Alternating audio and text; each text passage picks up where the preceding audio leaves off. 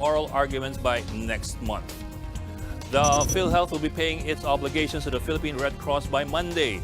This after the Justice Department said that procurement laws do not cover the deal between the two agencies. With the Justice Department's opinion that the memo of agreement between PhilHealth,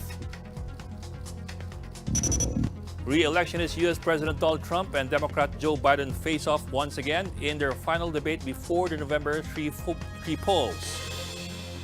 And the country's biggest collegiate league has found its new home. UAAP events will now be aired on Cignal.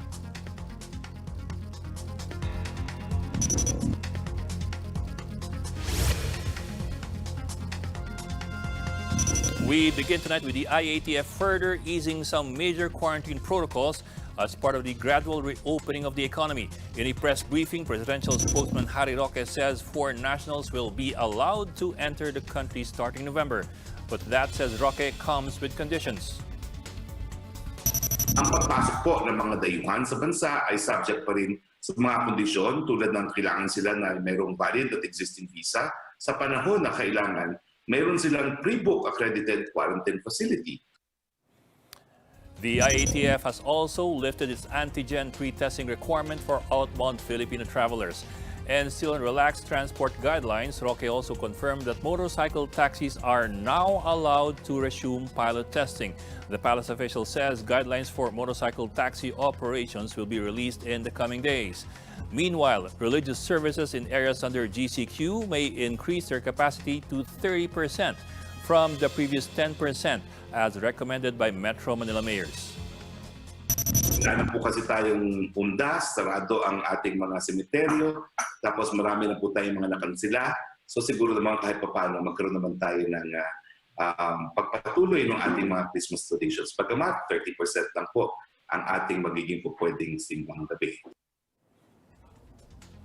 But one religious gathering will not be happening next year, the grand procession for the Feast of the Black Nazarene. But devotees still have ways to exercise their belief during the feast day, and Ria Fernandez tells us how. Every 9th of January, thousands of devotees flock to Manila for the Traslacion, the solemn transfer of the Black Nazarene image from Quirino Grandstand to Quiapo Church. But with the pandemic far from over, Manila Mayor Isko Moreno is not taking any chances. It's a no-no. If the situation of Manila today is January, kung ngayon yung sitwasyon, it's a no-no. Pagpaumanin na nila, patawarin na nila ako, hindi ko talaga mailalagay sa alanganin yung milyong-milyong tao. Still, we have about 5,000 in Metro Manila, no? As we speak today. So, delikado. This saddened Adam, who has been a Nazarene devotee since he was 12 years old. He believes his typhoid fever was healed because of the icon. Malaki po yung binago ng Pong Nazareno sa akin, lalo na sa buhay may asawa. Lahat ng pagsubok, nalunas niya, nalutas niya, binigay niya yung kasagutan. Isa lang naman talagang sabi niya, kapag ikaw'y nangangamba, siya lang ang tawagin. Naiiyak kami minsan dahil talagang first time namin hindi ilalagay sa andas ang Pong Nazareno. Naway maunawaan din ng mga aming kapatid na deboto na yung kaligtasan nila ang amin na iniisip. But Josephine, who is also a believer of the Nazarene's miracles, thinks the procession must carry on. Parang gusto ko pagdiretso yung panata para po ang gusto ng Panginoon para mawala na yung COVID. For some devotees, public health must still prevail over religious customs. Para hindi na lang rin makahawa sa mga tao kasi physical contact talaga ang nangyayari pag traslasyon talaga eh. Kahit naman walang mangyaring ganun, nandyan naman siya, hindi naman siya umalis yan. Yun na lang po, dasal na lang din talaga. Local church authorities, however, clarify that the Feast of the Black Nazarene will not be entirely canceled next year. Tuloy yung ating mga misa dito sa loob ng simbahan sa pinakaunang oras na papayagan ng IATF si Bishop Roderick Pabillo ang solemn mass. Coronel said the image of the Black Nazarene will be placed on the church's canopy where it can be seen even from Plaza Miranda. The church is also planning to bring replicas of the Black Nazarene to various city parishes in Metro Manila. Imbis na ang konsentrasyon sa isang simbahan at sa isang petsa, minumungkahi namin na kami na pupunta. Moreno wants to live stream the entire ceremony. He also wants Plaza Miranda and nearby areas to be cleared from obstructions. I cannot really guarantee if people will not come or come. But let me use this opportunity, this interview and your viewers, na please naman, ano lang mo tayo, konting tiisa lang. I think even Jesus will understand it. Na ayaw rin naman niya tayong malagay sa kapahamakan. For now, wiping and kissing the Black Nazarene image remains prohibited, though more devotees may hear Mass at Quiapo Church after the IATF allowed GCQ churches to open up to 30% seating capacity. For News 5, Ria Fernandez, We Are One News. Remarks from Pope Francis that appear to back same-sex civil unions easily made headlines, but a member of the Catholic Bishops' Conference of the Philippines says the statement should not be taken as is or on face value. Speaking to the chiefs Thursday night, CBCP Public Affairs Executive Secretary Father Jerome Ceciliano said more clarification is needed on the context of the Pope's statement. He added that hypothetically, should the Pope mean exactly as he said, it would make an impact on the discourse over LGBTQ rights. But as far as doctrine is concerned, he says Pope Francis's remarks would have no bearing. Sa sinabi naman kasi ito ng Santo Papa, wala naman ito magiging impact din sa long-standing teaching ng simbahan. So it won't affect the doctrine of the Church. So hindi ganun kasimple na kapag sinabi ng Santo Papa, yun na yun. With the IATF recently allowing mall sales and other marketing events to spur consumer activity, mall operators assure shoppers that strict health protocols are still in place. Dale De Vera with the details. Eloisa could hardly contain her excitement to start Christmas shopping. She hurriedly went to this mall in Taguig City as soon as she heard several stores are having a sale.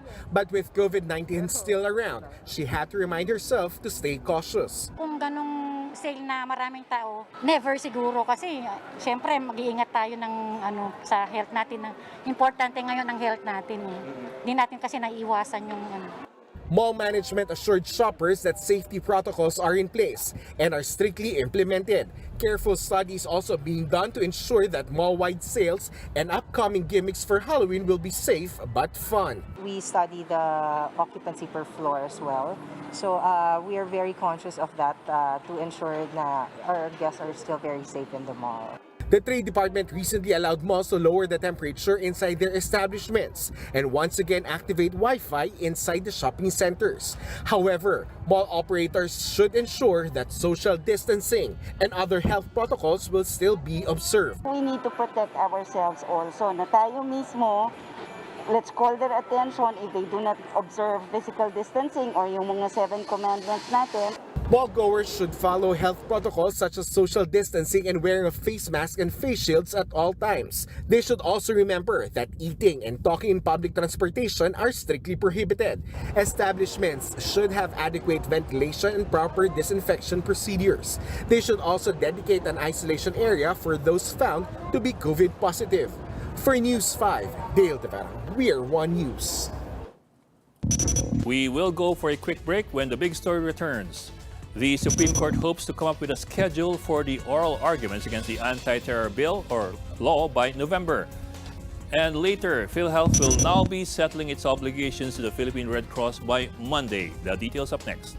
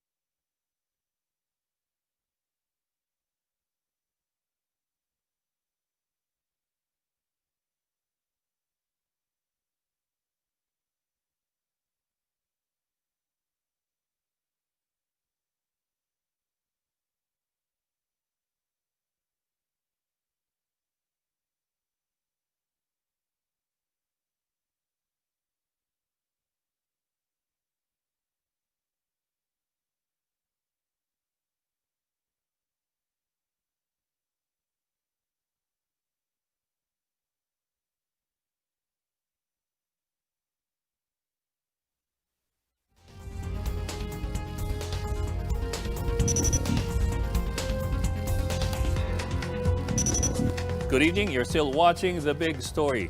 The National Task Force Against Communism is again in hot water after remarks by its spokesman supposedly red-tagging several showbiz personalities. But the AFP says the warning against left-leaning groups was done in good faith. Patricia Mangune with the story.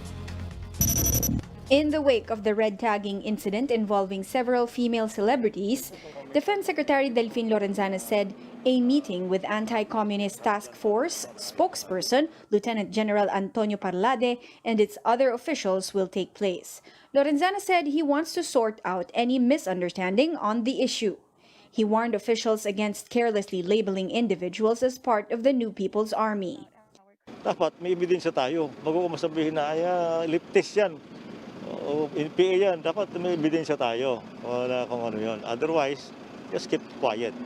But AFP Chief of Staff General Gilbert Gapay defended Parlade, who is now under fire after warning celebrities Liza Soberano and Miss Universe 2018 Catriona Gray for engaging with leftist groups.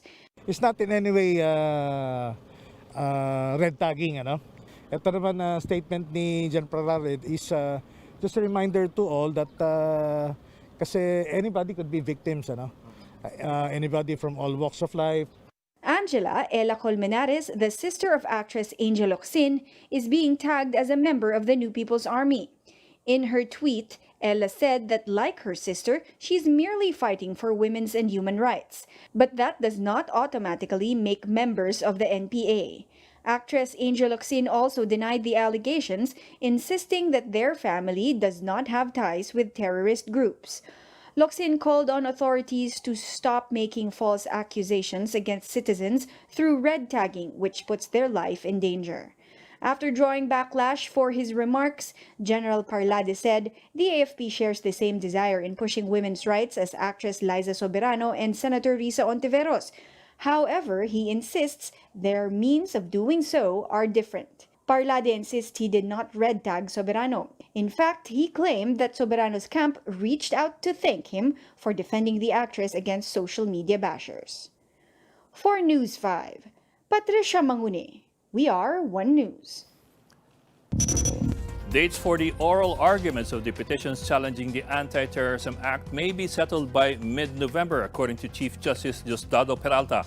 At a virtual press conference, Peralta said the en banc has had difficulty finalizing the dates due to the sheer number of petitions currently at 37. The Supreme Court earlier said that they will hold oral arguments as early as September. We are actually moving fast. We are trying to move fast, but because there are so many petitions kasi, mahirap pa si Iha, it's like this Lahat yan mag-argue yan. Yung i-argue ng lawyer, first lawyer, isa ulit, ganun din i-argue niya So what will happen? The same question din pa, ulit. As regards the death of River, the daughter of political prisoner Reyna May Nasino, Peralta says they have not been remiss in their duty. The judiciary came under fire for supposedly ignoring Nasino's repeated appeals to temporarily release her to take care of River. I know how it feels to lose a child. We tried our best, no? And I hope Mrs. Nasino understands also the court, no, and the others. But that's what really happened. It was not. There was no intention to delay it. The Chief Justice also announced that more than 80,000 people deprived of liberty were released since March 16 in an effort to decongest jails in the country. Peralta's press conference is his second this year, a slight departure from the Supreme Court tradition of holding it only once a year. It also marks his first year as Chief Justice. And these are the other big stories today. Pag-asa is monitoring another weather disturbance. As of 3 p.m., Tropical Depression Quinta was spotted at 900 kilometers east of Surigao City, moving slowly westward. It is packing winds of up to 45 kilometers per hour near the center, with gustiness of 55 kilometers per hour. The Weather Bureau says Quinta is seen to intensify in the coming hours and may develop into a tropical storm by Sunday before making landfall around northern Samar. This from the Philippine Star. Spending under the Duterte administration dropped the most in September as disbursements plunged 15.4% year-on-year to 350 billion pesos.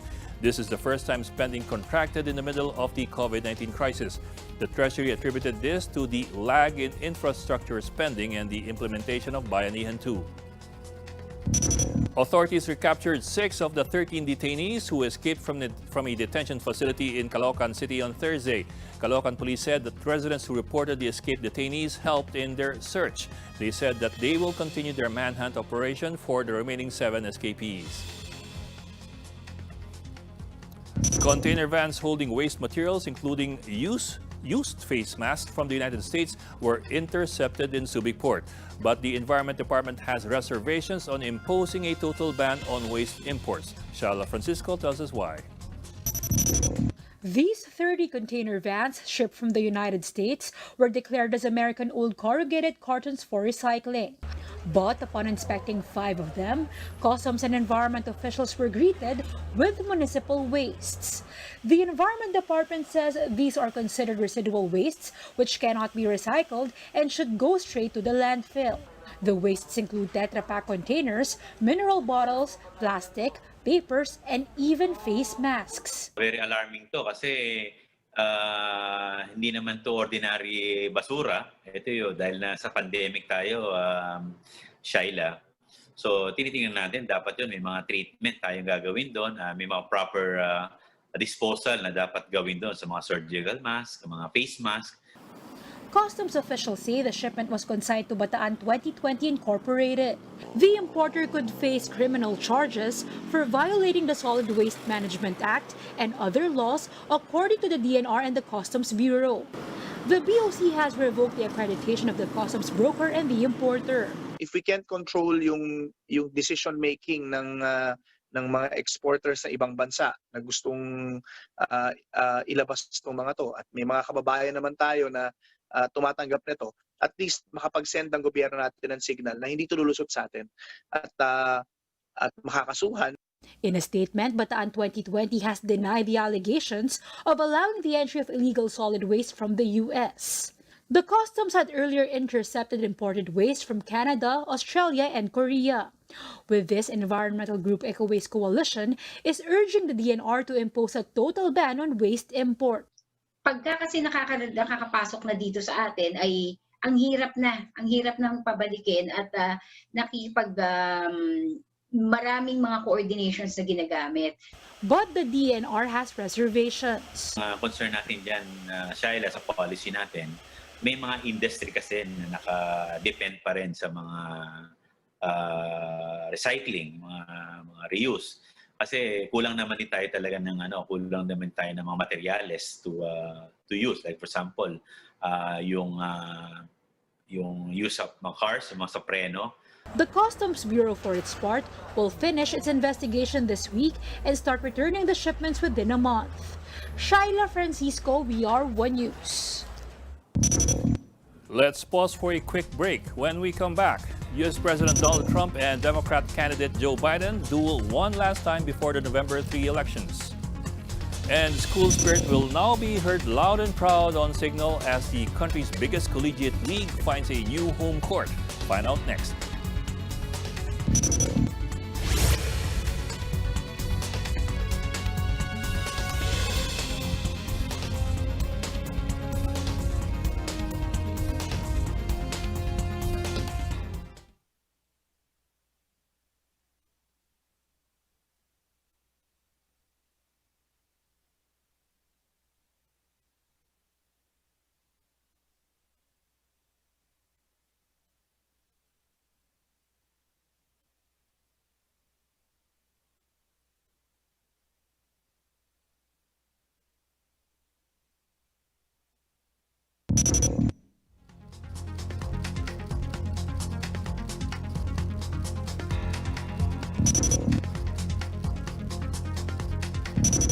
Good evening. You're still watching The Big Story. State insurer PhilHealth will now be paying the Philippine Red Cross their unsettled obligations.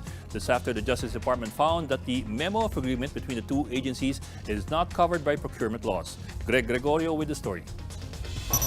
In front of Philippine Red Cross's cash grant beneficiaries in Subic, PRC Chairman and CEO Senator Richard Gordon expressed his dismay over PhilHealth's unpaid debt to the organization. 1,100,000,000 pesos. Lumaki na. Kaya, lalaki. Kasi mag-test ka lang ng 30,000, milyon na yan, daan milyon na yan. Hindi na binabayaran, hindi na pinapasin. That debt now amounts to 1.168 billion pesos to be exact, said Gordon. This prompted the PRC to stop COVID-19 tests chargeable to PhilHealth since October 15. These tests were conducted for returning OFWs, those arriving in airports and seaports, frontline health and government workers, as well as those coming into the government's mega swabbing centers and more. Gordon said this took a toll on their procurement of $6 million worth of RT-PCR test kits from China. It also stalled not just the construction of additional molecular laboratories in various parts of the country, but the 24/7 operation of their existing laboratories. What's worse, it led them to borrow 2.6 million Swiss francs from the International Federation of the Red Cross and Red Crescent. We're now doing it at no longer 24/7. Ang bayad namin sa MedTech, pinakamataas, 35,000. So hindi biro yan. No? They should pay the whole amount. Because mahirap, nakabitin kami. PRC has 10 operational COVID testing laboratories. From October 8 to 14, they were able to test more than 65,000 individuals. But this number was cut by almost a third the following week since they halted PhilHealth-funded tests. They slashed the country's testing capacity by less than 40,000 individuals a week. Gordon said they used to test 11 to 12,000 tests per day, but has since shrunk to just a little over 1,000 per day. The DOH said several government laboratories temporarily filled the gap left by Red Cross, but Gordon still doubts the observed downtrend in new cases. That's a stupid assumption. You know why it's stupid? Pag hindi ka nagtitest, siyempre bababa. Kasi the testing is going down. You know what I fear? More than the results of the test is that we may have to go on lockdown again. Once you get an outbreak again, business will slow down again. Can we afford that? Former Special Advisor to the National Task Force on COVID-19, Dr. Anthony Liachon, is just as concerned, especially when it comes to meeting the target tests. The target test is of 30,000 to 40,000. Of course, that's a target goal will suffer. You know that the testing is the cornerstone or pillar to reopen the economy. OFWs were badly affected by the PRC suspension of its tests, with arrival even being capped. But Gordon said Red Cross is not to blame. We want to test, but you have to pay. Anywhere in the world, you have to pay for your test. But that may soon change. In a statement, PhilHealth said that it can now settle its unpaid obligations with PRC come Monday, October 26. That's after the Justice Department released its legal opinion, asserting that the memorandum of agreement between the two agencies is not covered by procurement laws. Payment is subject to the completeness of PRC's billing documents and the Commission on Audits rules. PhilHealth says this should enable PRC to immediately resume its swab testing. For News 5, Greg Gregorio, we are One News. The UAAP has found a new home. Cignal TV and Smart have just secured the broadcast rights of the Collegiate Games. The partnership will last for 5.5 years, starting with season 83. Games will be aired on One Sports as well as other Cignal digital assets. In a statement, the UAAP says the partnership with Cignal, with its affiliate network TV5, provides the league with a strong foundation in its efforts to promote collegiate sports in the country. A Filipino singer based in New York is all over the moon as she stars in the animated musical Over the Moon. Kathy Ang, who is also half Chinese, voices Fei Fei, an orphan who builds a rocket ship to meet a mythical moon goddess. Over the Moon is the directorial debut of Oscar Award-winning animator Glenn Keane. It is now showing on select theaters and has started streaming on Netflix. always the way that you get out of that place of self-centered sorrow is to care about somebody else. U.S. President Donald Trump and Democratic nominee Joe Biden faced off for their third and final debate heading to the November 3 polls. The two candidates squared off in Nashville, Tennessee on a single stage barely a month since Trump tested positive for COVID-19. This time, after Trump reportedly provided proof of being clear of the virus, organizers of the debate removed the plexiglass barrier separating the candidates. Trump and Biden offered sharply contrasting views on the pandemic, each pushing their own bid of providing quality healthcare for Americans. Aside from healthcare, the two clashed on policies concerning China and continuous protests over racial injustice, in which Biden called Trump one of the most racist presidents in history. Trump, who repeatedly referred to COVID-19 as the China virus, denied this. Well, you have to understand, the first time I ever heard of Black Lives Matter, they were chanting pigs in a blanket, talking about police. Pigs, talking about our police. Pigs in a blanket, fry them like bacon. I said, that's a horrible thing. They can say anything. I mean, they can say anything. It makes me sad because I am the least racist person. Trump has trailed Biden in opinion polls for months, although the contest is tighter in some battleground states. Biden, for his part, slammed Trump for failing to release his tax returns to the public. I have released all of my tax returns, 22 years. Go look at them. 22 years of my tax return. You have not released a single solitary year of your tax return. What are you hiding? Why are you unwilling? The foreign countries are paying you a lot. Russia's paying you a lot. China's paying you a lot. And your hotels and all your businesses all around the country, all around the world. Color is not an issue for an Italian farmer who was welcomed with a new litter of puppies, one of them having the color of pistachio nuts. Farmer Christian Malocci couldn't believe his eyes when one of his 8 farm dogs gave birth to 5 puppies earlier this month, and one turned up with green fur. His name for the unique colored pup is, of course, Pistachio. Pistachio's green hue, however, will not stay forever. Experts say Pistachio was a result of an extremely rare condition where pale-colored puppies have contact with a green pigment in their mother's womb. Pistachio's green fur has since started to fade and will continue to do so as he gets older. And that wraps up today's big story. Catch us again tomorrow at 8 p.m. or Monday at 8 p.m. on Cignal Channels 8 and 250. Please like our Facebook page, One News. For more in-depth analysis, visit our website, onenews.ph. I'm Ed Lingao. We are One News. Good evening and happy weekend.